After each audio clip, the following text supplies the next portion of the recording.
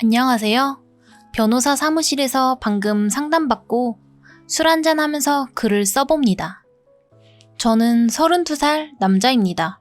나름 성실하고 착하게 살고자 노력했습니다.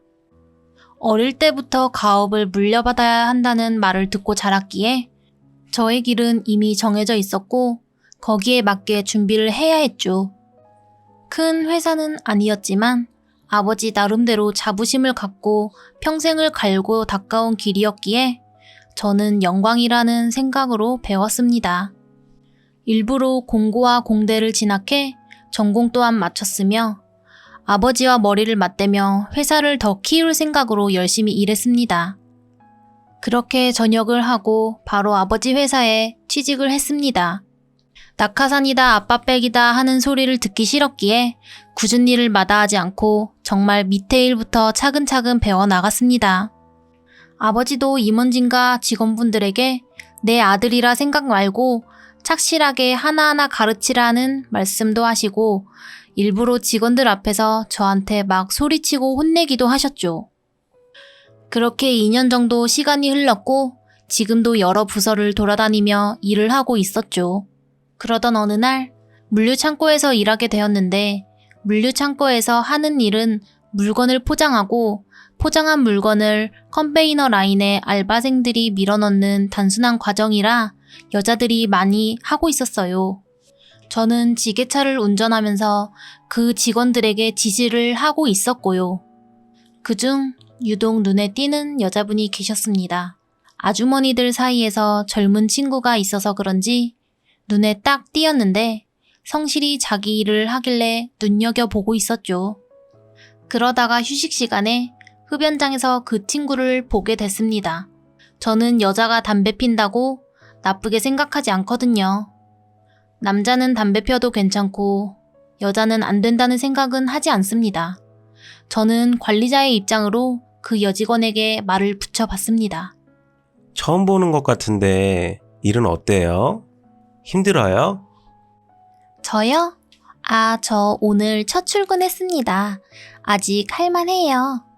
아, 학생이신가요? 네, 학생이에요. 방학이라 아르바이트 나온 거예요. 놀기 좋을 때인데 아르바이트도 하고 대단하네요. 그럼 나중에 또 봐요. 네, 수고하세요. 기계적인 인사치레를 하고 다시 일과를 시작했습니다. 말 한마디 섞었는데 자꾸 생각이 나더라고요. 그렇게 퇴근을 하고 차를 타고 집에 가고 있는데 버스 정류장에 서 있는 그녀를 발견했습니다. 빵빵. 저기요.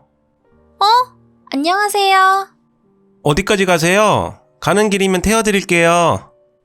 아니에요. 버스도 금방 올 거예요. 아, 괜찮아요. 말씀해 보세요. 저쪽 장미 아파트예요. 아, 장미 아파트? 저는 그 옆에 수선호 아파트에 살고 있는데 같이 가실래요? 네, 감사합니다. 매일 땀내 나는 남정네들과 일하다가 옆에 여자가 있으니 뭔가 설레었고 머리에서 나는 샴푸 냄새가 참 좋았습니다. 성함이 어떻게 되세요? 이민정입니다. 아, 민정씨. 저는 회사 내에서 잡일들을 다 하고 있는 김민수라고 합니다. 네, 아까 보니까 지게차 운전하시는 것 같던데. 아, 그냥 이것저것 다 하고 있어요. 조만간에 또 다른 부서 일을 하게 될 거예요. 네, 그러시군요. 사실 흡연실에서 여직원을 본 건 처음이라 조금 놀랬어요. 왜요? 담배 피라고 만든 곳 아닌가요? 맞아요. 근데 다른 여직원들 보면 집 갈 때까지 참거나 저기 돌아가서 담배를 피거나 하더라고요. 담배를 피는 게 죄도 아닌데 말이죠. 멋있었어요. 멋있을 것까지야. 아니에요. 진짜로 멋있었어요. 당당해 보여서요. 그렇게 시시콜콜한 얘기를 하다 보니 어느새 그녀가 사는 집 앞에 도착해 내려주었죠. 그 일을 계기로 흡연실에서 만나면 얘기도 나누고 퇴근길에 집도 데려다 주면서 저흰 점점 친해지게 되었습니다. 그러다가 그 여자를 좋아하게 됐고 제가 먼저 대시하면서 연애를 하게 되었습니다. 당시 저는 26이었고 여자는 21살이었습니다. 그렇게 시간이 1년이 흘렀고 덜컥 혼전 임신을 하게 되었습니다. 그녀가 대학교 졸업도 하기 전에 임신을 해서 어쩔 수 없이 아내는 휴학을 하였고 결혼 준비를 일찍 하게 되었죠. 회사를 다니면서 결혼 준비하는 건 힘들지 않았습니다. 아버지 회사라 이런저런 일이 있을 때에는 빠질 수 있었거든요. 그렇게 결혼 준비를 하며 좀 급하게 결혼식을 올렸습니다. 그렇게 예정된 출산일이 되어 이쁜 공주님이 태어났는데 이상했습니다. 저와 아내는 B형인데 아이는 A형이었습니다. 제가 기본적으로 생물 시간에 배운 유전에서는 나올 수 없는 혈액형이거든요. 인터넷을 수도 없이 찾아봤습니다. 이런저런 소가리를 하다가 정말 어렵게 병실에 있는 아내에게 말을 꺼냈습니다. 민정아, 의심하는 것 같아서 미안한데 친자 확인 한번 해봐도 될까? 뭐? 그게 무슨 소리야? 미쳤어? 미안해. 정말 미안해. 근데 뭔가 좀 이상해서 그래. 당연히 내 딸이겠지만 한번 확인은 해봐야 될 것 같아서. 야, 이 나쁜 새끼야. 지금 그게 누워있는 나한테 할 소리니? 이 나쁜 새끼. 그렇게 병실에서 쫓겨나고 밖에 앉아있는 장인어른과 장모님에게 2차로 쌍욕을 더 들었습니다. 병원에 당분간 오지 말라고 소리치시더라고요. 그렇게 본가로 들어가 부모님에게 말씀드렸습니다. 부모님도 놀라시면서 처음에는 저에게 뭐라 했지만 제가 혈액형 얘기를 하니 부모님도 걱정이 되어 다음날 병원에 같이 가자고 말씀하셨습니다. 그렇게 양가 부모님과 저, 그리고 아내, 이렇게 6명이 병실에서 얘기를 나눴죠. 처음에는 장인어른이 소리 지르며 화내셨어요. 하지만 저희 아버지가 이 상태로 애들이 살면 행복할까요? 제 아들이 마음 한구석에 응원이로 남아있는데 자기의 딸을 진심 어린 애정으로 키울 수 있을까요? 이 말에 장인 장모도 한숨을 쉬며 어쩔 수 없이 허락하셨고 그렇게 저와 아내의 혈액과 머리카락 그리고 딸의 침을 통해 유전자 검사를 맡겼습니다.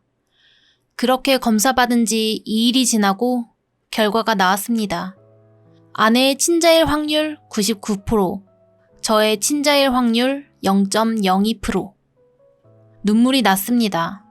검사를 받기 전에는 유전학적으로 거의 불가능에 가까웠지만 그래도 불가능은 아니니 믿었습니다. 혹시나 하는 마음이었는데 그 불가능을 믿었는데 검사를 받고 나니 배신감이 너무 많이 들었습니다. 하지만 혹시라도 0.02%의 확률로 내 딸이 아닐까 하는 생각도 했지만 이런저런 생각이나 눈물이 나더라고요. 나는 나름대로 아내에게 정말 잘했다고 생각했는데 왜 이런 일이 벌어졌는지 많은 생각을 했습니다. 그렇게 병원으로 찾아가 장모님에게 결과를 말씀드렸습니다. 장모님은 도저히 믿을 수 없다며 방방 뛰시면서 장인어른에게 전화하시고 아내는 말이 없었습니다. 미친 새끼, 나쁜 새끼 욕하던 아내는 아무 말이 없었습니다. 그렇게 한 이틀이 지나니 유전자 검사 센터에서 서류를 찾아가라고 하더라고요. 그 서류를 찾고 처가댁으로 가서 보여드렸습니다. 아무 말도 못 하셨습니다. 그렇게 정막이 흐른 후에 인사도 없이 천천히 나왔습니다. 아무도 붙잡지 않으셨습니다. 그리고 아내가 있는 병원으로 가서 서류를 보여줬습니다. 저는 너무 화가 나 누구야? 미안. 그 애 아빠는 누군지는 알지? 그래야 양육비를 받든 재혼을 하든 할 거 아니야. 미안해 오빠. 내가 잘못했어. 혈액형이 이렇게 나오는 게 조금 이상해서 검사한 거였는데 그래서 너한테 검사하자고 말한 것도 엄청 미안했는데 그만큼 난 널 믿었어. 정말 많이 믿었어. 특히 장인 장모님에게 정말 잘해야겠다고 생각했어. 말을 안 했지만 효도 관광 예매도 해놨단 말이야. 근데 다 끝난 것 같다. 애 아빠 찾아서 청구를 하든 재혼을 하든 알아서 해. 오빠! 오빠! 오빠! 그대로 병실을 나오고 집에 들어가 침대에 누웠습니다. 전화는 계속 오고 카톡도 계속 오지만 귀에 잘 안 들리더라고요. 뭔가 그냥 갑자기 귀가 멍해진 기분이 들며 귀에 물이 들어간 것 같은 소리가 났습니다. 나름대로 착하고 성실하게 살았다고 생각했는데 왜 이런 일이 나한테 일어나지? 내가 민정이한테 많이 잘해준 것 같은데 왜 그랬지? 엄마 아빠한테 뭐라고 말씀드리지? 친척들한테는? 거래처는? 배신감에서 슬픔과 분노 그리고 의문의 감정으로 변해갔습니다. 출근도 안 하고 매일 아버지에게 아침마다 쉴게요 라는 문자를 남겼습니다. 그렇게 계속 집에만 있는데 매일 아내에게 부재중 전화와 카톡이 와 있습니다. 카톡 마지막 메시지에 솔직히 얘기할게. 오빠 전화 좀 받아줘. 라는 메시지를 보고 전화했습니다. 예전 연애 시절 때 와이프가 술 먹고 일찍 잔다고 했던 날이 있었습니다.